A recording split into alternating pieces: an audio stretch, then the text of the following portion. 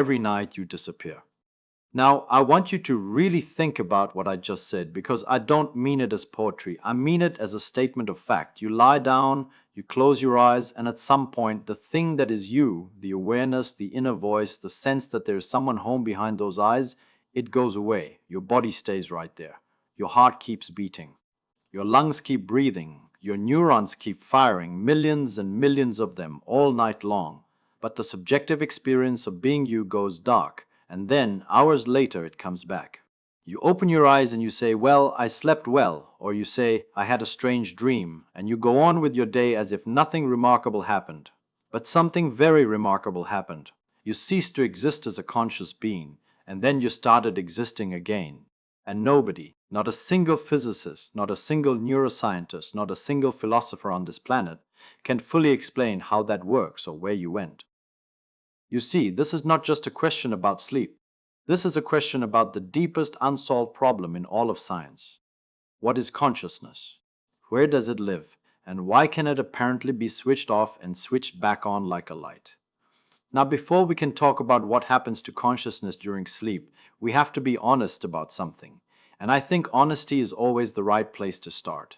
We do not know what consciousness is. Not really. We can describe it. We can measure its correlates. We can point to brain regions that seem necessary for it. But we cannot explain why it exists at all.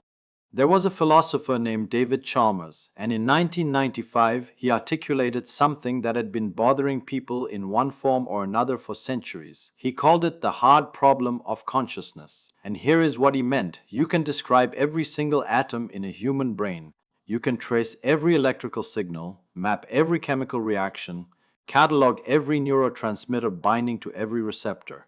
You can build a complete physical description of the brain down to the quantum level, and you still have not explained why there is a subjective experience attached to it. Think about that. You see, physics gives us equations for everything. We have equations for gravity, for electromagnetism, for the strong and weak nuclear forces, for the behavior of particles at every scale we have ever measured. But no equation in physics produces the feeling of redness when you look at a sunset. No equation generates the taste of coffee. No equation creates the sense that there is someone, a you, experiencing these things from the inside. Now, this is not a failure of physics. It is just an honest acknowledgement of where we are. And I think it is much more interesting to live not knowing than to have answers which might be wrong. So let me tell you what we do know, because what we do know is fascinating, and it gives us real clues about what might be happening to your consciousness every single night. Well, the first thing I have to tell you is that the brain does not simply turn off when you fall asleep. No, no, no. It changes what it is doing, and the way it changes is very, very specific, and we can measure it. If you take a person who is awake and you stick electrodes on their scalp, what we call an electroencephalogram or EEG, you see a particular pattern. The neurons are firing in what looks like chaos. High frequency, desynchronized patterns. Beta waves, roughly 12 to 30 cycles per second. Different parts of the brain are doing different things at different times. It looks noisy, messy, almost random. Now, here is a way to picture this. Imagine you are in a massive stadium, 100,000 people, and everyone is shouting something different. Someone is yelling about their lunch. Someone else is singing a song. A third person is arguing about politics. The overall sound is a roar, but it is a rich roar. It contains enormous variety. If you could somehow listen carefully enough, you could pick out individual conversations, individual ideas.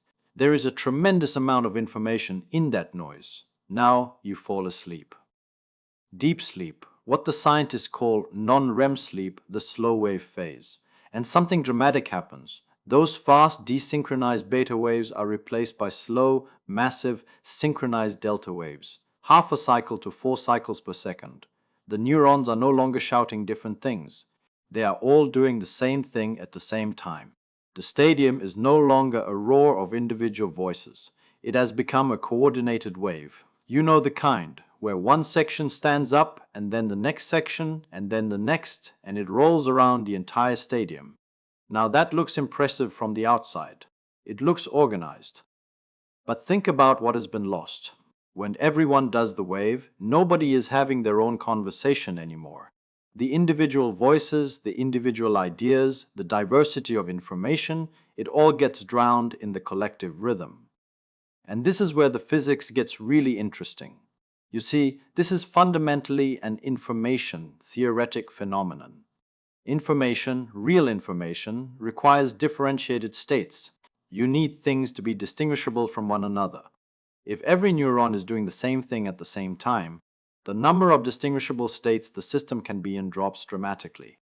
The entropy of the system, in the information theory sense, collapses.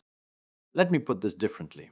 A brain full of neurons all firing in sync is like a hard drive where every bit has been set to the same value.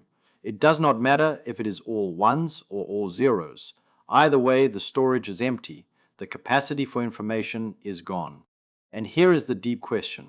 If consciousness requires differentiated information processing and deep sleep destroys differentiation, then consciousness should vanish during deep sleep, which is exactly what seems to happen. You do not experience deep sleep. There is no one home, not because the brain stopped working, but because the brain stopped working in a way that can generate experience. Think about that for a second. Now, there is another piece of this story, and it involves a structure deep in the brain called the thalamus. You see, the thalamus is a relay station. Almost every piece of sensory information that reaches your cortex, the outer layer of the brain where the sophisticated processing happens, almost all of it passes through the thalamus first. Vision, hearing, touch, all of it gets routed through this walnut-sized structure in the middle of your brain. And during wakefulness, the thalamus is wide open.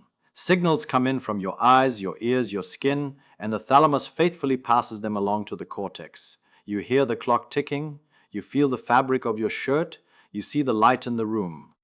But during deep sleep, something remarkable happens.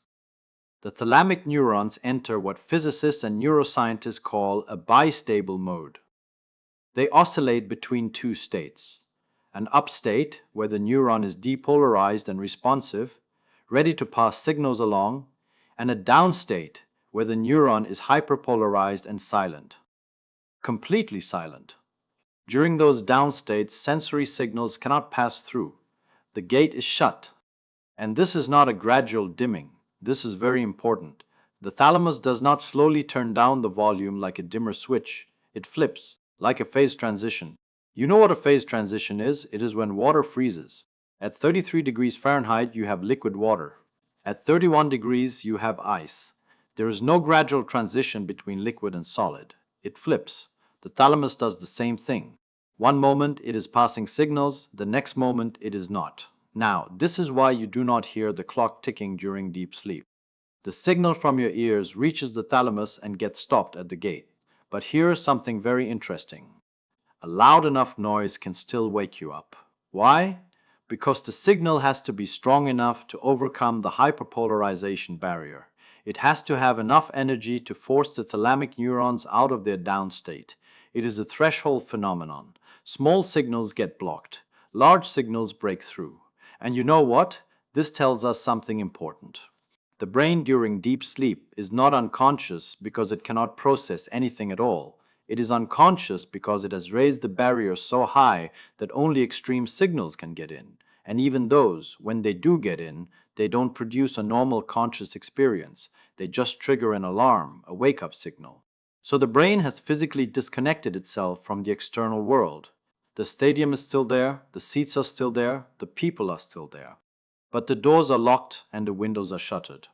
Now, I want to tell you about something that I think is one of the most beautiful and provocative ideas in modern neuroscience. There was a neuroscientist named Giulio Tononi working at the University of Wisconsin, and he developed something called integrated information theory. Now, this is a theory that tries to do something very ambitious. It tries to give consciousness a mathematical definition. You see, Tononi proposed that consciousness corresponds to something he called phi, and phi is a measure of integrated information, the degree to which a system generates information above and beyond what its individual parts generate separately. Let me explain what that means, because it is actually quite intuitive when you think about it. Imagine you have two completely separate computers. Each one processes information on its own. They never talk to each other. The total information in the system, is just the sum of what each computer does independently.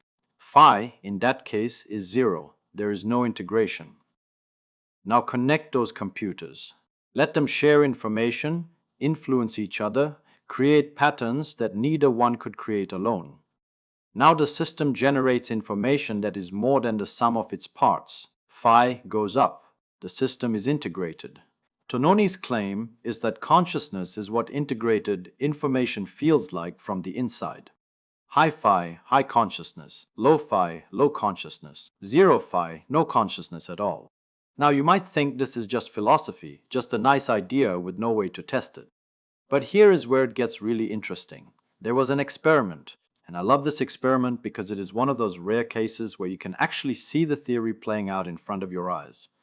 The technique is called transcranial magnetic stimulation, or TMS. You hold a device against someone's skull and fire a magnetic pulse that stimulates the cortex directly. And then you watch what happens using EEG. When you do this to a person who is awake, the pulse creates a complex, widespread response. The signal ripples out from the stimulation point and echoes across the brain. It bounces between regions. Different areas respond at different times with different patterns. The response is rich, differentiated, integrated. It looks like dropping a pebble into a pond and watching the ripples spread in complex interacting patterns. Now you do the same thing to the same person during deep sleep, same pulse, same location, same magnetic field strength. And what happens? The response is simple, local, and it just collapses and disappears almost immediately. The signal stays right where you put it. It does not spread. It does not integrate. It is like dropping that same pebble into thick mud, a little splash and nothing more. Think about that. The brain is still alive. The neurons are still there. But the system has lost its ability to integrate information across regions. The cortex has broken into isolated modules, little islands that cannot communicate with each other. And according to integrated information theory, that is exactly why consciousness disappears. Phi drops and the lights go out. Now, I should tell you that integrated information theory is not universally accepted. There are physicists and philosophers who have serious objections. Some argue that phi is too hard to compute for any realistic system. Others argue that any theory that assigns consciousness to a mathematical quantity is making a category error. And those are fair criticisms. But the TMS experiment is not a matter of interpretation. That data is real. Whatever consciousness is, it correlates with the brain's ability to integrate information. That much we can see. Now, here is where the story takes a strange turn. Because consciousness does come back during sleep. Not all at once, and not in its normal form, but it comes back. And when it does, it comes back scrambled. You see, about 90 minutes after you fall asleep, your brain enters a phase called REM sleep, rapid eye movement. And if you look at the EEG during REM sleep, something surprising happens. The brain waves look almost identical to wakefulness, fast, desynchronized, high frequency.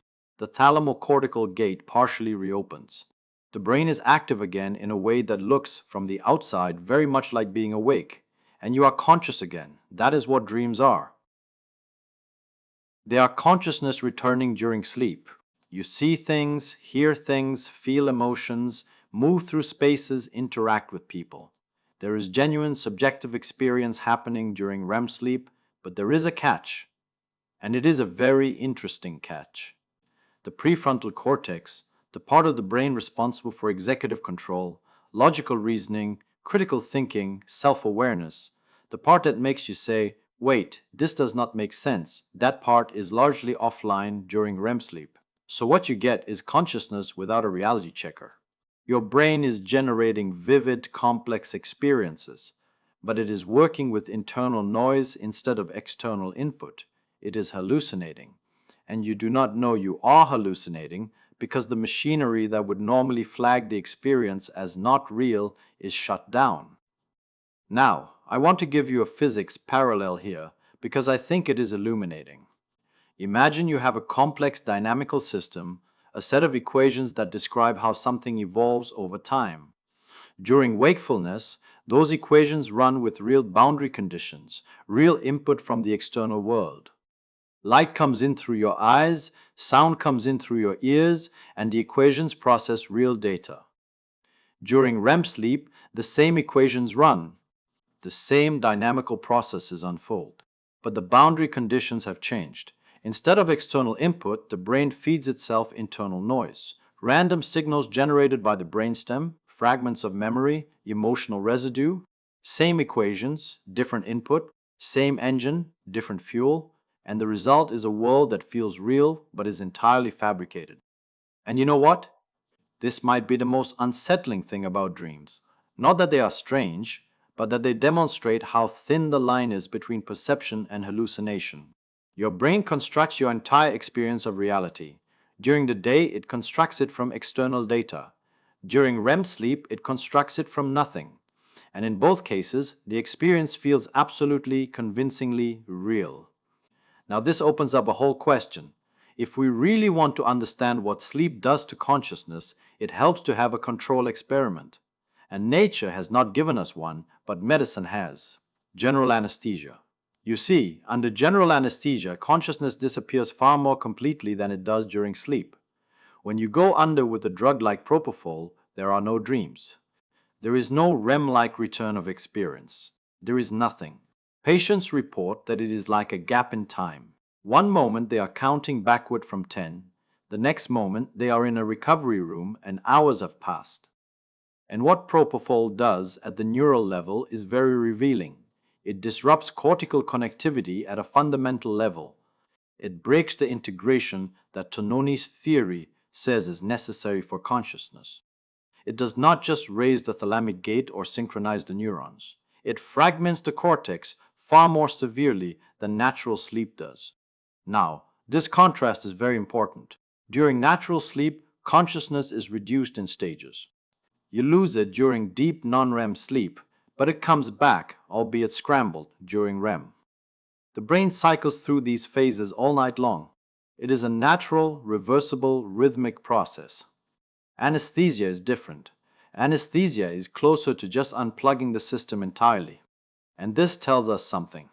It strengthens the argument that consciousness is not about how many neurons are firing, or how much energy the brain is consuming, or whether the brain is active or inactive. The brain under anesthesia is still active. Neurons still fire. Metabolism continues. But the pattern of activity, the integration, the connectivity between regions, that is what has been destroyed. And with it, consciousness vanishes. So consciousness seems to track integration, not mere activity. The brain can be buzzing with electrical signals and still have nobody home if those signals are not integrated into a unified whole. Now let me tell you where this leaves us. Because I have been building up to something, and I think it is important to say it plainly. We do not fully know where consciousness goes during sleep. And the reason we do not fully know is that we do not fully know what consciousness is. We have clues, beautiful, compelling, experimentally grounded clues. We know that consciousness correlates with integrated, differentiated neural activity. We know that deep sleep destroys both the integration and the differentiation. We know that the thalamus acts as a gate that physically disconnects the cortex from the outside world. We know that when REM sleep brings back something resembling wakefulness, consciousness returns, but in a distorted, uncontrolled form. We know that anesthesia can destroy consciousness even more completely than sleep, by breaking cortical integration at an even deeper level. All of this is real, all of this is measurable, and all of it points in the same direction. Consciousness is not a thing that lives in a particular place in the brain. It is a process, a pattern, a way the brain organizes information. When that pattern collapses during deep sleep, consciousness collapses with it. When the pattern reassembles during REM or upon waking, consciousness reassembles. But here is what keeps me up at night, and I apologize for the pun. The neurons are still there during deep sleep. The chemistry still runs. The physical structure of the brain is intact. Nothing has been removed. It is the same brain with the same parts made of the same atoms. But something, the integrated, differentiated, self-referential processing that makes you, that thing collapses. And it does so every single night, and then it reassembles every single morning. And now I want to come back to where we started because I think the deepest mystery is not the one most people focus on. You wake up every morning and you feel like the same person who fell asleep. You remember your name, you recognize your house, you have the same worries, the same plans, the same personality. Continuity. It feels seamless, but it is not seamless, not physically. While you were unconscious, your brain was extraordinarily busy. Synapses were pruned, others were strengthened, memories were consolidated, moved from short term storage to long term storage, reorganized. Waste products were cleared out of the cerebrospinal fluid, proteins were synthesized. The you that wakes up is physically different from the you that fell asleep, different synaptic strengths, different molecular configurations, different patterns of connectivity. And yet, the sense of being you persists. The subjective feeling of continuity survives a nightly demolition and reconstruction of the very hardware it runs on. Think about that. You know, people ask the question, where does consciousness go during sleep? And I understand why they ask it, because it feels like consciousness is a thing, a possession, something you have that can be misplaced like your keys. Where did it go? Where did I put it? But I do not think that is quite the right question. Consciousness is not a thing that goes somewhere. It is more like a flame. Where does a flame go when you blow it out? It does not go anywhere. The conditions that sustained it, the heat, the fuel, the oxygen, those conditions changed. The flame did not relocate. It ceased. And when you strike the match again, you do not get the same flame back. You get a new one. But it looks the same. It feels the same. And maybe that is what happens every night. Maybe the consciousness that wakes up is not the same consciousness that fell asleep. Maybe it is a new flame, lit from the same materials in the same configuration, carrying the same memories. And maybe the continuity you feel, the sense that you are the same person, is not a fact about consciousness itself. It is a story the brain tells, reconstructed fresh each morning from the records it kept overnight. I do not know if that is true. Nobody knows. And I think that is the honest answer. We do not know. Not yet. But I will tell you what I find beautiful about this. Every night, the universe runs an experiment. It takes a conscious being, it disassembles the conditions that produce consciousness, and then it reassembles them. And every morning, a person wakes up and says, I am still here, the same atoms, mostly the same connections, a rebuilt pattern that insists it was never interrupted. The real question is not where does consciousness go when you sleep? The real question is, why does it come back as you? And that, I think, is one of the most wonderful unsolved questions in all of science. We do not know the answer. We keep looking. And that is how it should be.